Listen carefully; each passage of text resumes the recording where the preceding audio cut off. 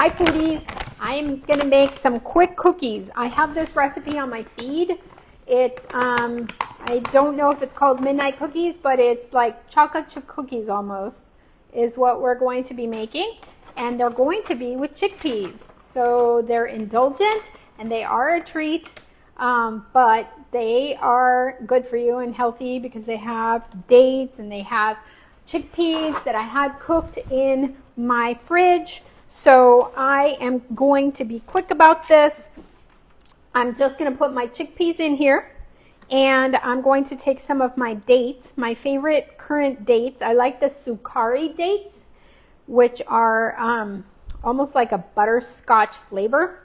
And these dates are the Khala dates, which also taste like a butterscotch. So I'm going to put a couple of dates in here. I'm going to put about 4 dates in here. I'm using my little processor because I'm just going to make a small portion of these cookies. The cool thing about these cookies is that they can be energy balls, but they can also be baked.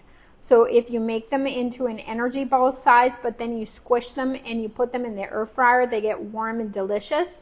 And then I saw somebody making chocolate chip energy ball / cookies right now. So I'm using up some chickpeas that I had in the refrigerator.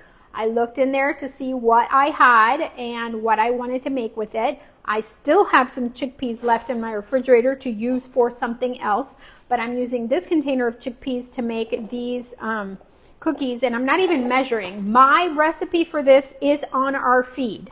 It is a chocolate chip cookie energy ball. You can eat it cold, you can eat it raw, you can eat it baked in the air fryer, you can smush it into a cookie and make it a thumbprint cookie. You can put one little chocolate, I like the oat milk chocolate chips because they don't have, they're made with a plant-based milk, but it is a treat because it's chocolate. But I like to put one little chocolate chip in the little thumbprint area. So these dates, the Khala dates, taste like butterscotch, and so do the Sukkari dates. So I'm not even going to bother to soak these dates. I'm just going to kind of intersperse them in there so you get kind of like a little butterscotchy flavor with this cookie. I'm not even following my own recipe to a T. That's how easy these are to make. So if you have any chickpeas or a can of no sodium chickpeas, you can make these cookies. So I've got my cooked chickpeas in there. I'm going to put some Wellious vanilla protein powder in here. Hopefully I don't overstuff this. And this is just going to give it some added cookie flavor because it's vanilla. You can put chocolate. The Wellious chocolate protein powder is fantastic too. I'm going to put a little dash of cake batter extract. You do not have to use this one. You could use just vanilla, just regular vanilla. And I actually might just put a tiny bit of vanilla for that baked flavor or for a desserty flavor. I'm going to put a tiny glug of maple syrup, which is not even needed because we have the dates in here. And then this is what I love to put in it. This makes it nutritious apart from the chickpeas and the dates. Nutritional yeast. You know when you take pretzels and you cover them with chocolate and it has that salty, sweet flavor? Same effect. So I'm just going to put this. Now I'm going to eyeball this. I'm going to put a little bit of oatmeal. This is just whole rolled oats, and I'm just going to put like 2 tablespoons because I'm just eyeballing. And then I'm going to blend this all up into a paste so that I can make my cookies by hand. And if I need to, I can add a little bit of plant-based milk, or I can add a little bit of water until it comes together in case it's too dry, because you want the cookies to come together. And you'll kind of know because it will, let me see, I have a clean spoon over here. It will kind of bind itself like when you're making bread dough or a pie dough or dough in the processor. So this one might need a little bit of liquid. And I'm also going to taste it since I'm not measuring. Super easy to make these cookies. So I'm going to taste it and see where I want to adjust it. So I think it's sweet enough. So I think I might just add a dash of Plantstrong oat milk. I always use either Plantstrong oat milk or the Eden brand soy milk. And I'm just going to eyeball it. You saw me. I didn't measure. This is a super easy recipe.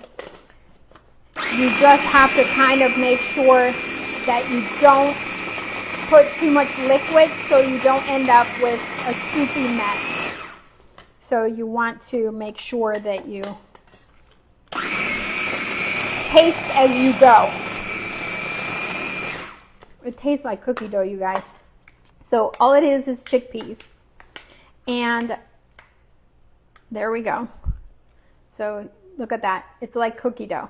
So now I'm going to put, whoops, I just lost my oatmeal.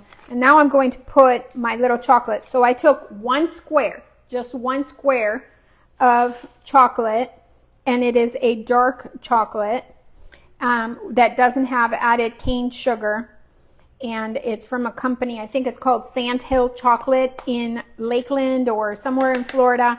But he has some chocolates that do not have added sugars and oils to them, which is rare. So I want to make sure this mixes in. And like I said, this is like cookie dough. I'm going to put a tiny bit more milk in there, the Plantstrong oat milk. This cookie dough can be eaten raw. It can be baked like a cookie. You can keep them as balls in your refrigerator, or you can keep them as balls in your freezer. So, and for example, if I wanted to use up and if you want it more oatmeal-y, you can. If you want it more cookie dough forward, just put less oatmeal in it. Oatmeal is going to give it more of a, I'm going to put my gloves on because I don't like to get all sticky with this. But if you need to make it, a little drier, just add a little bit more oats in here. Or if you need to make it a little bit more cookie doughy, don't put the oatmeal in it, because this literally does look at this. It looks just like cookie dough. It's going to taste like cookie dough. And all I put in there, and all I did was kind of like chop up that one square of chocolate. If you have the miniature oat milk chocolate chips, you could put those in here too. Or you could put, when I'm using the bigger chocolate chips, what I do is I put 3 per cookie, 1 in the middle and maybe 2 inside, so that you don't have that many, because when I make the cookies, I actually make them small. I don't like to get this dough on me because it's kind of a mess. So I'm going to put these gloves on. But these cookies, I keep them in the freezer. I keep them in the fridge. I'm making this batch for the fridge only because we had chickpeas. So because we had chickpeas, I'm going to go ahead and use them up to make them for these. So they can be energy balls like this.